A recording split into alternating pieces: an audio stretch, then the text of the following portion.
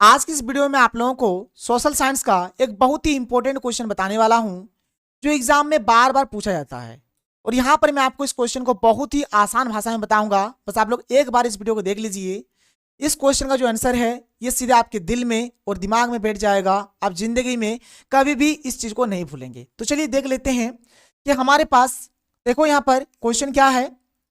यूनानी स्वतंत्रता युद्ध पर संक्षिप्त टिप्पणी लिखे। मतलब यहां पर हमें यूनानी स्वतंत्रता युद्ध के बारे में लिखना है कि ये हमारा यूनानी स्वतंत्रता युद्ध क्या है। देखो बात को समझो जो मैं आपको समझा रहा हूं। ये यूनानी स्वतंत्रता युद्ध जो है ना, इसको यूनानी क्रांति भी बोला जाता है। इसको क्या बोला जाता है?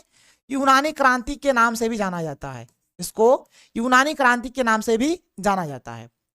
ये जो भाई हमारा यूनान जो है ना, यूनान जो है, यूनान अगर देखा जाए तो 15वीं सदी से यूनान गुलाम है। इसका गुलाम है भाई तो ओटोमन साम्राज्य का। गुलाम किसका है? ओटोमन साम्राज्य का। ये क्या है? गुलाम है। ओटोमन साम्राज्य का ये गुलाम है। जैसे हमारा भारत देश भी गुलाम था ना, हमारा भारत देश भी अंग्रेजों का गुलाम था।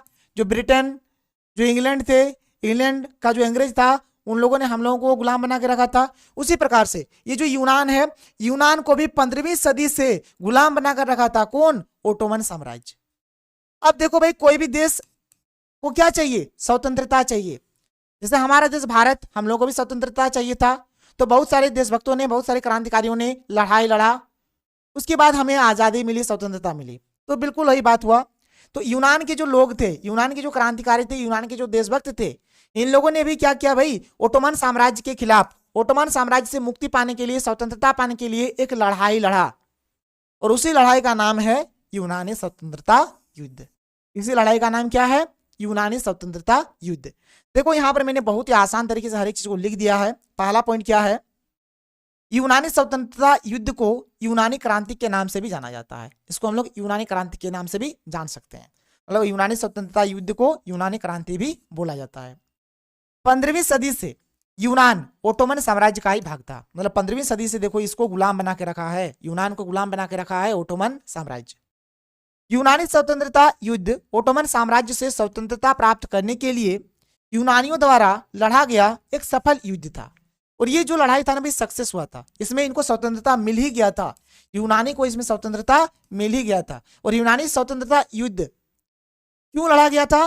क्योंकि यूनान को ओटोमन साम्राज्य से स्वतंत्रता चाहिए था, गुलामी की चुंगल में इन लोगों को नहीं रहना था। इसी के चलते अगर मैं आगे ले चलूं, आगे देखो अगला पॉइंट क्या है। यूरोप में क्रांतिकारी राष्ट्रवादियों की लड़ाई ने 1821 में यूनानियों के बीच स्वतंत्रता के लिए लड़ाई को जन्म दिया। मतलब होता क्या है, यूरोप में जब एक लड़ाई होता है, यूरोप में जब क्रांति होता है, तो जो यूनान के जो लोग हैं ना, उन लोग देखते हैं इस लड़ाई को। तो 1821 में यूनानियों के मन में भी आता है भाई हम लोग भी कितना दिन तक गुलाम रहे, चलो हम लोग भी लड़ेंगे, ओटोमन साम्राज्य को जड़ से खत्म कर देंगे। और हमें भी क्या चाहिए? स्वतंत्रता चाहिए, आजादी चाहिए। तो इसीलिए यहाँ पर ये जो यूरोप में क्रांतिकारी राष्ट्रवादी जो लड़ाई हुई थी ना, इसी को देखकर इनके मन में ख्याल आता है कि हमें भी स्वतंत्रता चाहिए। अगला पॉइंट है, यूनानी स्वतंत्रता युद्ध में यूनानियों को पश्चिमी यूरोप के ऐसे अनेक लोगों का समर्थन मिला जिनका यूनानी संस्कृति के प्रति लगाव था। अब यूनानी स्वतंत्रता युद्ध जब हो रहा था ना, तो यूनानियों को बहुत सारे ऐसे लोगों का सपोर्ट मिला, बहुत सारे ऐसे लोगों का सपोर्ट मिला। कैसे लोगों का सपोर्ट मिला? मतलब वैसे लोग जो यूनानी संस्कृति को मानते थे, जिनका लगाव यूनानी संस्कृति के प्रति था। बात को ध्यान से सुनो। यहाँ पर होता क्या है, यूनानी स्वतंत्रता युद्ध जो था ना, इसमें यूनानियों को बहुत सारे लोगों का सपोर्ट मिलता है। अब ऐसे लोग यहाँ पर साथ देते हैं जो यूनानी के संस्कृति को, सभ्यता को मानते थे, पसंद करते थे, जिनका यूनानियों की संस्कृति सभ्यता से लगाव था। उन लोगों ने भी क्या किया? यूनानियों का साथ दिया। इस संघर्ष में अनेक कवियों और कलाकारों ने भी भाग लिया। ये जो लड़ाई हुआ, इसमें बहुत सारे कवि ने, बहुत सारे आर्टिस्ट, कलाकार ने यहाँ पर योगदान दिया। और बहुत सारे कवियों ने और बहुत सारे कलाकारों ने क्या किया? भाग लिया। आगे क्या है? लॉर्ड बायरन नामक एक अंग्रेज कवि ने इस संघर्ष के लिए न केवल धन इकट्ठा किया, बल्कि युद्ध भी लड़ने गए, जहां बुखार से उनकी मृत्यु हो गई। देखो यहाँ पर एक अंग्रेज कवि है जिसका नाम है लॉर्ड बायरन। ठीक है, ये जो लॉर्ड बायरन है, ये क्या करते हैं भाई? धन इकट्ठा करते हैं। और यहाँ पर केवल ये धन ही इकट्ठा नहीं करते हैं, बल्कि युद्ध भी करने के लिए जाते हैं। संघर्ष भी करने के लिए जाते हैं। तो जब युद्ध करने जाते हैं तो वहां पर उनकी बुखार से भाई क्या होती है, मृत्यु हो जाती है, मृत्यु हो जाती है। तो ये चीज आप देखो। आखिरकार 1832 में कुस्तुनतुनिया की संधि ने यूनान को एक स्वतंत्र राष्ट्र घोषित किया।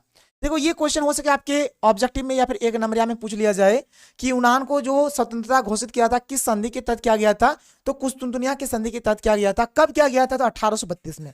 मतलब 1832 में इनको भाई क्या मिल गया, आजादी।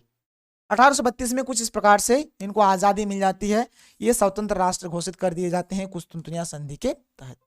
तो ये था भाई हमारा आज का प्यारा सा सुंदर सा क्वेश्चन का आंसर। तो मैंने आपको बता दिया, जहां तक मुझे लगता है कि आप लोगों को समझ में आ गया होगा, और नहीं समझ में आया है तो वीडियो को आप एक बार फिर से रिपीट करके देख लो, आपको पक्का समझ में आ जाएगा।